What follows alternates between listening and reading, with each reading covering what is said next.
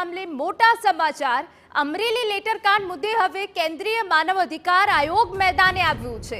માનવ અધિકાર આયોગે ડીજીપીને નોટિસ ફટકારી જવાબ માંગ્યો હોવાની વિગતો છે। પાયલ ગોટીનું સરઘસ કાઢવા અને મોડી રાત્રે ધરપકડ કરવા મામલે હવે જવાબ માંગ્યો છે।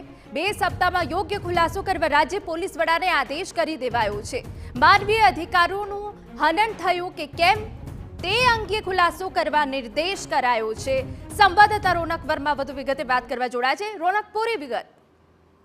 જે પ્રકારે અમરેલી કાંડ પાછલા કેટલાય દિવસથી ચર્ચામાં રહ્યું છે અને ક્યાંક ને ક્યાંક રાજકીય મુદ્દો પણ બન્યું છે, તે સમગ્ર મામલે હવે માનવાધિકાર આયોગ છે તે મેદાને આવ્યું છે। જે એક ફરિયાદના આધારે માનવાધિકાર આયોગ દ્વારા જે રાજ્ય પોલીસ વડા છે તેમને નોટિસ મોકલવામાં આવી છે અને જે પ્રકારે પાટીદાર યુવતીનું સરઘસ કાઢવા ઉપરાંત જે કેટલાક જે મૂળભૂત અધિકારો છે તેના હનન મામલે જવાબ છે તે માંગવામાં આવ્યો છે। 2 સપ્તાહનો સમય રાજ્ય પોલીસ વડાને આપવામાં આવ્યો છે, જેમાં જે પોલીસ કાર્યવાહીનો જે ખુલાસો છે તે પણ માંગવામાં આવ્યો છે।